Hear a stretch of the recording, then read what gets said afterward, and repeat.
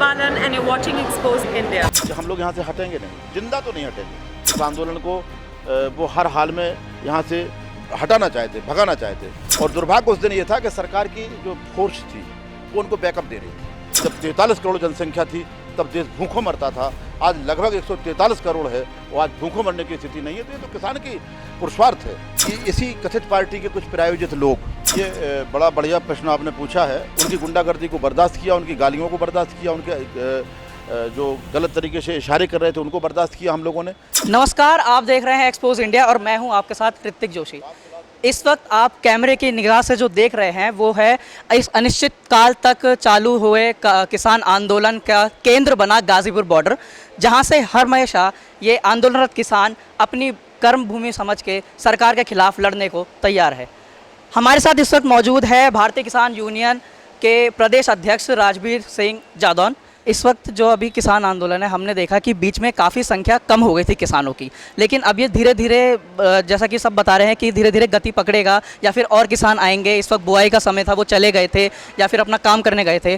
तो अब किसान संख्या वापस बढ़ेगी या फिर जो बीच में हुई थी उसकी वजह क्या थी? ये बड़ा बढ़िया प्रश्न आपने पूछा है और ये इस तरह के प्रश्न बहुत सारे लोगों के मन में हैं, तो आपके माध्यम से उनको उत्तर भी मिलेगा। तो आपके इस चैनल का धन्यवाद है जो आपने बड़ा गहरा प्रश्न पूछा है। इसके दो कारण हैं। एक कारण तो ये है कि वो भीड़ कम की गई थी, एक प्रश्न ये है। दूसरा है कि अगर कम हुई थी लोग कहते हैं तो वो क्यों हुई थी, वो उनके लिए जवाब देंगे। कम इसलिए की गई थी कि हमने, कोरोना का काल था, सरकार बार बार हमको बदनाम करने का प्रयास कर रही थी कोरोना की वजह से। हालांकि फैक्ट ये है कि यहाँ आसपास सोसाइटियाँ आप देख रहे हैं, इन सोसाइटियों में सैकड़ों लोग कोरोना पॉजिटिव थे और यहाँ पर हम खुले में सिंगल कोई आदमी कोरोना पॉजिटिव होकर किसी हॉस्पिटल में भर्ती नहीं हुआ। ये वो चीज़ थी जो यहाँ पर कोरोना नहीं था। हमने सिद्ध किया कि कोरोना नहीं है, पहली बात। दूसरा, तो फिर भी हमने उसकी गाइडलाइन का पालन किया, सरकारी आदेश है, तो लोगों को भेजा, कम किए यहाँ पर लोग, एक सोशल डिस्टेंसिंग का पालन किया। उसी बीच चुनाव आया, उसी बीच हमारी रबी की फसल की कटाई आई। तो इन सारी चीज़ों को बैलेंस करते हुए लोगों को घरों को भेजा। यहाँ पर एक टीम के द्वारा एक निश्चित मात्रा रखी हमने, एक ज़िले से इतने लोग रहेंगे और एक टीम एक हफ्ते भर रहेगी, फिर दूसरी टीम आएगी, उसको ज्वाइन करेगी, वो टीम वापस जाएगी।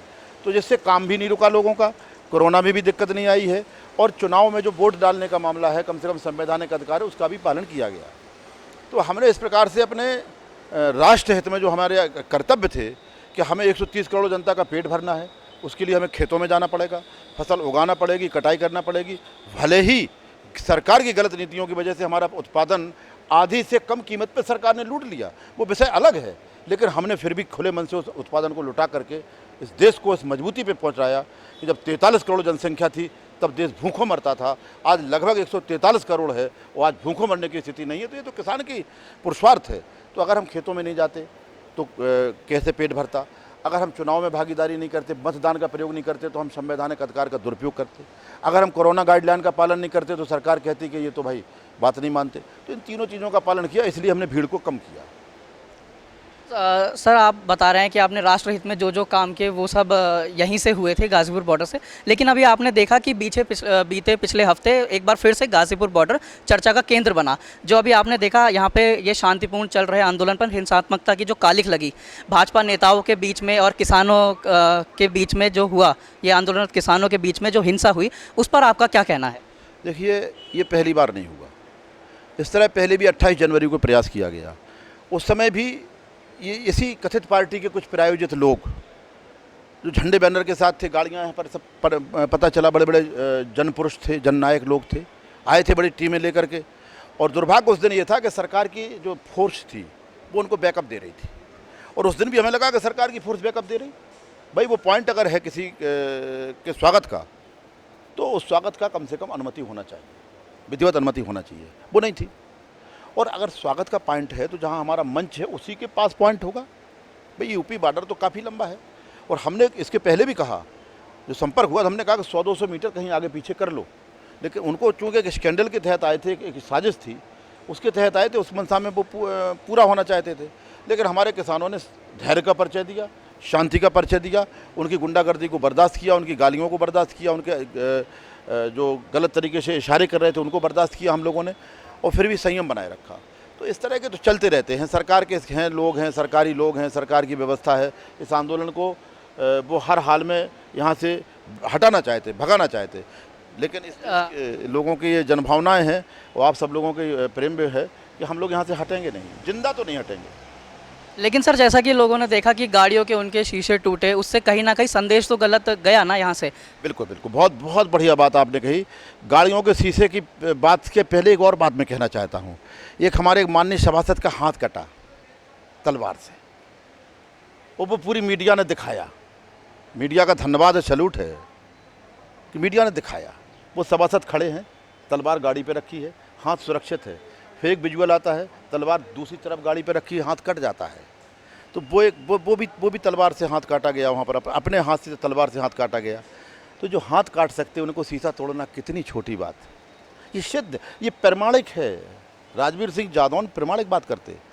हम कभी भी नेशनल चैनल के सामने आकर कोई वैसी बात नहीं करता हूँ मैं। ये प्रमाणिक है कि वो दिखा रहा विजुअल कि हाथ सेफ है, तलवार सेफ है। हाथ कट जाता है, तलवार में खून लग जाता है। तो जो अपने शरीर का अंगभंग करने के लिए तैयार हैं सरकार की गुलामी के लिए और अपने नंबर बढ़वाने के लिए, वो कांच वाँच तोड़ने में तो माहिर हैं, कोई बड़ी बात नहीं। जैसा कि हमने देखा कि सर एक बार समय आया था जब सिंघू बॉर्डर पे पथराव हो रहे थे, तो आप उससे जो है एक विशेषकर पार्टी को चिन्हित करके बोला गया कि इनके आदमी है। दूसरा एक प्रकरण हुआ 26 जनवरी को, तो किसानों की तरफ से जो वहाँ पे लाल किले की प्राचीर में जो देश के झंडे के ऊपर कोई धर्म विशेष का झंडा लगाया गया, उसमें भी इन लोगों ने बोला कि आप देखिए फ़ायदा किसको हुआ है, किन लोगों को हुआ है। और अभी आपने बोला कि ये जो नेताओं और किसानों के बीच में हिंसा हुई थी, तो सर मैं जानना चाहता हूँ कि ये लड़ाई एक पार्टी के साथ है या फिर तीनों कृषि कानूनों के खिलाफ लड़ाई चल रही है? बहुत बेहतरीन, आज मज़ा आया, बहुत शानदार। ये सवाल तो आज तक किसी ने नहीं किया कि आपकी लड़ाई किससे है। एक्चुअल हमारी लड़ाई सरकार से है। हम सक्षम लोगों से लड़ते हैं, अक्षम लोगों से नहीं लड़ते हैं। मांगा उससे जाता जिसको देने का अधिकार हो। शूम से कभी दान नहीं मांगा जाता। हमारा भारतीय संस्कृति कहती है इस बात को। हमारी लड़ाई सरकार से है। पार्टियां तो खामोखा अपना सर फंसाए घूम रही। भाई अगर पार्टी भी सर फंसाए तो तब फंसाए जब पार्टी की सरकार हो। भाई कोई कहे चुनाव में इन्होंने मांगा कि भारतीय जनता पार्टी की सरकार के लिए वोट दो, नहीं मांगा ना। इन्होंने कहा मोदी सरकार को वोट दो, तो सरकार तो मोदी की है और मोदी कॉरपोरेट का है, भारतीय जनता पार्टी का नहीं है। यह सिद्ध हो चुका है, ये प्रमाणिक सिद्ध है। और मीडिया ने पूरे देश को दिखाया, जो ईमानदार मीडिया है हिंदुस्तान की, उसने दिखाया कि ये सरकार कॉरपोरेट घरानों के लिए काम कर रही है। इससे बड़ा प्रूफ नहीं हो सकता है कि कोई कानून सदन में आकर के पास हो और महामहिम के हस्ताक्षर हों, उसके 1 साल पहले उस कानून के पेशबंदी के लिए, उसके इम्प्लीमेंट के लिए गोडाउन बना दिए जाएं। ऐसा आज तक के इतिहास में हिंदुस्तान में कभी नहीं हुआ। तो ये सिद्ध है कि किसी पार्टी की सरकार नहीं है, ये एक व्यक्ति की सरकार है और वो व्यक्ति किसी 2 व्यक्तियों के लिए जवाबदेह है। तो इसमें बिल्कुल पक्की बात है कि हम किसी पार्टी से लड़ाई नहीं कर रहे हैं, हम सरकार से लड़ाई कर रहे हैं। पार्टियां बेवजह बीच में कूद जाती हैं। अब कूद इसलिए जाती हैं कि उन्हें खामखा का एक ठेका दे रखा। भाई कोई कहे, किसी जो पार्टी बार बार कूद रही है उसका राष्ट्रीय अध्यक्ष आकर नेशनल टीवी पे कहे कि सरकार मेरी पार्टी की है, हिम्मत हो तो कहें। क्योंकि मुझे पता है कि ये एनडीए की सरकार है, ये बहुत सारी पार्टियों की सरकार है। कोई विशेष पार्टी का राष्ट्रीय अध्यक्ष आके कहे नेशनल टीवी पर कि मेरी सरकार है, उनको जवाब मिल जाएगा। ये एनडीए की सरकार है और हमें सरकार से हमारा वास्ता है, सरकार से हमारी लड़ाई है, सरकार से हमारी गुजारिश है, क्योंकि सरकार हमने बनाई है। गुजारिश भी ऐसे ही नहीं है, हमारा अगर क्लेम ना बनता हो तो सरकार मेरी बात ना सुने। हमने 2014 में वोट दिया, सरकार बनाई। हमने 2019 में वोट दिया, सरकार बनाई। अगर हमने सरकार बनाई तो मेरा हिस्सा है, क्लेम है। और क्लेम इसलिए भी है कि ये कृषि प्रधान देश है और कृषि प्रधान देश में जो सरकार $5 ट्रिलियन का सपना देख रही है अर्थव्यवस्था को ले जाने का, एक कृषि प्रधान देश में बगैर एग्रीकल्चर सेक्टर को मजबूत किए $5 ट्रिलियन अर्थव्यवस्था पर नहीं पहुंचा जा सकता है। तो हम तो उनका सपना साकार करने के लिए प्रयासरत हैं कि अगर एग्रीकल्चर सेक्टर और किसान को मजबूत कर दोगे तो तुम्हारा सपना साकार हो जाएगा। तो इसमें तो सरकार के हम साथ लगे। सरकार खुद अपनी आत्महत्या करना चाहे तो हम क्या करें? अभी आपने देखा कि मोदी सरकार द्वितीय का पहला एक बार कैबिनेट विस्तार हुआ और काफ़ी चर्चा में रहा। ये 2-3 दिन से अभी भी चल रहा है, लेकिन हमारे नरेंद्र सिंह तोमर कृषि मंत्री वैसे के वैसे ही हैं, उनमें कोई बदलाव नहीं हुआ। तो उन्होंने जो अगली प्रेस वार्ता हुई सभी मंत्रियों की, उसमें जो नए नए मंत्री भी शामिल थे, लेकिन उसमें कृषि मंत्री ने साफ बोला है कि एपीएमसी मंडियाँ वैसी ही रहेंगी। है तो आप लोगों की मांग से वो विपरीत हुआ है या वो जैसा आप चाहते वही हुआ? जी, बहुत अच्छी बात कही। जो विस्तार हुआ है, काफ़ी दिनों बाद कुछ बेरोजगारों को रोज़गार मिला है और कुछ रोज़गारों का रोज़गार छिना है। कुछ को मंत्री पद मिल गया, कुछ को छिन गया। लेकिन आपने कहा कि नरेंद्र मंत्री कृषि मंत्री वैसे के वैसे रहे।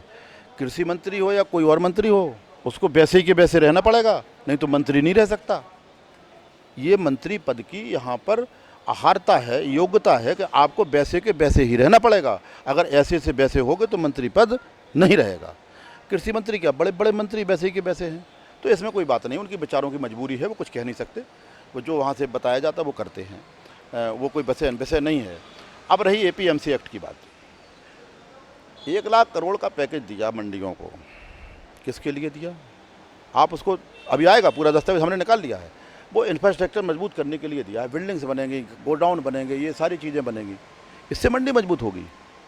मंडी को जो ख़त्म करना चाहते हैं, मंडी को ख़त्म ना करें। मंडी एक श्रेष्ठ व्यवस्था है।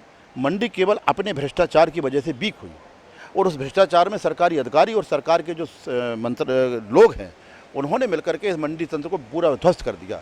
मंडी तंत्र इतना मजबूत था कि सबसे पहले हम ट्रैक्टर लेके गए, गेट पर हमारी पर्ची बनी, इसके आगे धर्मकांटे पे मेरी तौल हुई, इसके आगे मेरी छनाई हुई, हम नीलामी चबूतरे पर पहुँचे, वहाँ पर हमारा भाव लगा और हमको 6R मिली। 6R एक ऐसा दस्तावेज है जिसको अगर हमारा पेमेंट अगर कोई नहीं करेगा व्यापारी, तो उस 6R की बदौलत हम कोर्ट जाकर के उससे पेमेंट ले लेंगे। तो इन्होंने इस व्यवस्था को भी इतना ज़्यादा भ्रष्टाचार में लिप्त कर दिया कि सारी व्यवस्था ध्वस्त हो गई, और इन्होंने झुंझुना बजाना शुरू कर दिया कि मंडी एक्ट फेल हो गया। मंडी एक्ट किसान ने फेल किया। मंडी एक्ट, भाई किसान तो तब फेल करता अगर मंडी में हम ना जाते। मंडी में किसान ने जाना बराबर जारी रखा, तो किसान ने अपने कर्तव्य का पालन किया, लेकिन सरकार ने और सरकार के जो तंत्र ने मंडी में इतना भयंकर भ्रष्टाचार हुआ कि मंडी तंत्र फेल हो गया। इनको चाहिए कि मंडी का भ्रष्टाचार दूर करके मंडी व्यवस्था को मजबूत करें और MSP पे कानून बना दें, जो सरकार के द्वारा एक निश्चित रेट है। किसान ने निश्चित रेट नहीं किया, हमारा क्लेम नहीं है, जो सरकार ने हमसे कहा कि हम तुम्हें देंगे, हमने नहीं कहा कि हमें इतना देना, सरकार ने कहा हम देंगे, सरकार ही कह रही हम देंगे और सरकार ही हमको लेने नहीं देती। ये दो तरफा, ये दो मुही बात कैसे चलेगी भाई? लेकिन सरकार आपकी कई मांगों में से एक मांग मांगने को तो तैयार है ना। वो कह रहे हैं APMC जो मंडियां है वो ख़त्म नहीं होंगी और मजबूत उसको करने का हमने तैयारी करी है। तो आप बताइए, सरकार इसमें कहीं ना कहीं आगे पीछे बातें जोड़ के मतलब आपको घुमा दे रही है, या फिर वो बाकी 3 मांगों को नहीं मानेगी, उसने सिर्फ APMC के लिए आपकी मान ली बात? देखो, ये 3 कानून और इन 3 कानूनों की वकालत जो सरकार ने की, या कल जो APMC एक्ट के लिए 1 लाख करोड़ का पैकेज, इसको सारे पैकेज को आप देखेंगे, सब बुद्धिमान लोग हैं, नए लड़के हैं, देखिए इसको आप सर्च करिए। ये एक ऐसा मकड़ जाल है जो सरकार रूपी मकड़ी ने बुना, और जो तंत्र है या जो हमारे प्रतिष्ठान हैं, चाहे मंडी हो, चाहे BSNL हो, चाहे कुछ भी हो, ये उसमें फंस रहे हैं और दम तोड़ रहे हैं, और जनता से चारों तरफ खड़ा कर दिया कि अब आप देखिए नाटक। जिस तरह से BSNL ने दम तोड़ा, उसी तरह से मंडी दम तोड़ रही है। ये जो पैकेज है ये जाल है, जाल बना है, इसमें किसी को फ़ायदा होने वाला नहीं। इसमें केवल बिल्डिंग्स खड़ी होंगी। जब मंडी में आवक नहीं होगी, इस समय 82% उत्तर प्रदेश में मंडियों में आवक घटी है, कम से कम 35 से 40 मंडियों में आवक 0 हुई है। ये कैसे? यानी तीनों कानूनों का साइड इफेक्ट है ना। वो ये ऑन रिकॉर्ड है, सरकार निकाले, मुझे चैलेंज करे, ये ऑन रिकॉर्ड बात है। तो ये असर है इसके। वैसे हमने देखा है कि मतलब आप काफ़ी बयानेबाजियों से मतलब दूर रहते हैं, आप मतलब सीधा कानून पे बात करने को तैयार रहते हैं हमेशा। तो हमने जैसा कि देखा है कि आने वाले समय में आपके हर आह्वान पे जब हमने देखा है हज़ारों की संख्या में ट्रैक्टर, लाखों की संख्या में भीड़ किसानों की आती है, तो आपका अब आने वाला जो वो है प्लान, जो प्रयोजन होगा, वो अब किस तरह से होने वाला आपका आगे वाला? देखिए, आंदोलन शांतिपूर्वक चलेगा, लंबा चलना है, सरकार के इरादे ठीक नहीं हैं, किसान ने दृढ़ संकल्प कर लिया है कि पीछे हटना नहीं है, तो इसको शांतिपूर्वक चलाना है। और शांतिपूर्वक आंदोलन चलाने के लिए जो भी समय समय पर निर्णय लिए जाएंगे या कदम उठाने होंगे वो उठाए जाएंगे, उससे पीछे नहीं हटा जाएगा। लेकिन ये वादा है कि आंदोलन ख़त्म नहीं होगा बगैर अपनी मांगों के पूरे हुए, और ये आंदोलन हिंसक नहीं होगा, शांतिपूर्ण रहा, ये वादा है। ठीक है, बहुत बहुत धन्यवाद। ये थे हमारे साथ भारतीय किसान यूनियन के प्रदेश अध्यक्ष, और ऐसी ही देश और दुनिया से जुड़ी तमाम बड़ी खबरों को देखने के लिए देखते रहिए एक्सपोज इंडिया। कैमरा पर्सन विकास रावत के साथ Hrithik Joshi, expose India. Hi guys, this is Alia Bhatt. Hi, this is Vidya Bhatt. Hi, I am Mary Com. Hi guys, this is Neetu Chandra. Hi, this is Sana Khan. Hi, this is Suraj Pancholi. Hi, this is Aftab Shivdasani. नमस्कार, मैं हूं अमन यतन Verma. Hello, I am Ritu Singh. नमस्कार, सलाम, सत श्री अकाल. This is Vivek Oberoi. नमस्कार, मैं Manoj Tiwari. Hi, this is Sanchita Banerjee. Expose India, keep watching. Expose India. Expose India. Expose India, keep watching. Expose India. Expose India. Expose India. Expose India. Expose India. Expose India. Expose India. Expose India.